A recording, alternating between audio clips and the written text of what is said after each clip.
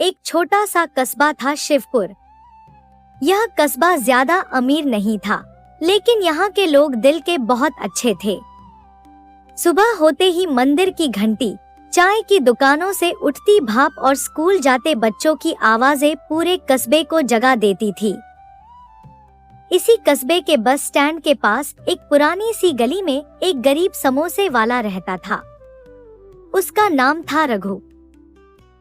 गरीब समोसे वाला रघु बहुत गरीब था। उसके पास ना पक्की दुकान थी, ना कोई बड़ा बोर्ड, बस एक पुरानी लकड़ी की रेहड़ी, एक कड़ाही और दिल में भरी ईमानदारी। रघु रोज सुबह 4 बजे उठ जाता। सबसे पहले भगवान को याद करता, फिर खुद आलू उबालता, हरी धनिया काटता, मसाले खुद पीसता। वह हमेशा कहता, अगर खुद खाने लायक न हो तो किसी को कैसे खिलाऊं।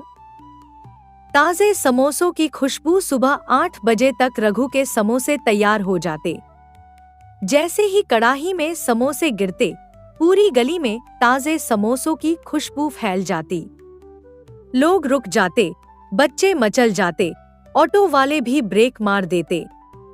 रघु कभी कम तौल नहीं करता, कभी बासी चीज नहीं डालता। अगर कोई गरीब बच्चा पैसे कम होने की बात कहता तो रघु मुस्कुरा कर कहता, खा ले बेटा, पैसे बाद में दे देना।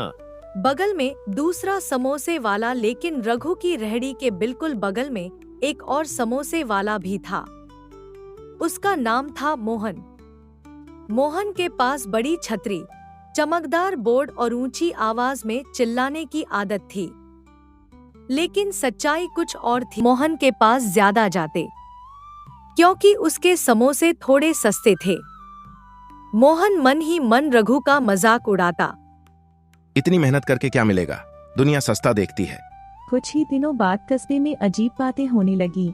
किसी को पेट दर्द, किसी को उल्टी, किसी को बुखार।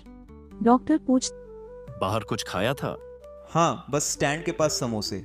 धीरे धीरे सच्चाई सामने आने लगी।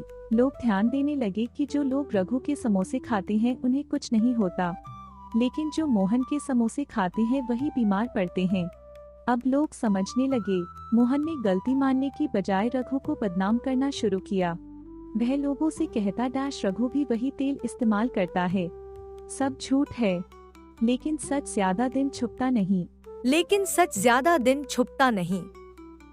एक दिन फूड इंस्पेक्टर कस्बे में आया। उसने दोनों की दुकान चेक की। रघु की कड़ाही साफ, तेल ताजा, सब्जी फ्रेश।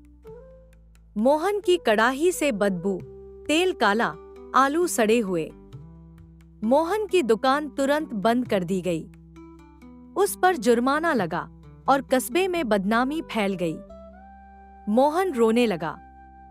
मोहन ने रघु से माफी मांगी। सबको लगा रघु खुश होगा, लेकिन रघु ने कहा, गलती इंसान से होती है, पर सुधरना भी इंसान को ही पड़ता है। रघु ने मोहन को साफ सफाई और ईमानदारी सिखाई। कस्बे के लोग कहते हैं, रघु गरीब था, लेकिन उसका दिल अमीर था। सीख, ताजगी सिर्फ खाने में नहीं, नियत में भी होनी चाहिए। धोखा देकर कमाया गया पैसा जहर बन जाता है। ईमानदारी देर से सही, लेकिन जीतती जरूर है।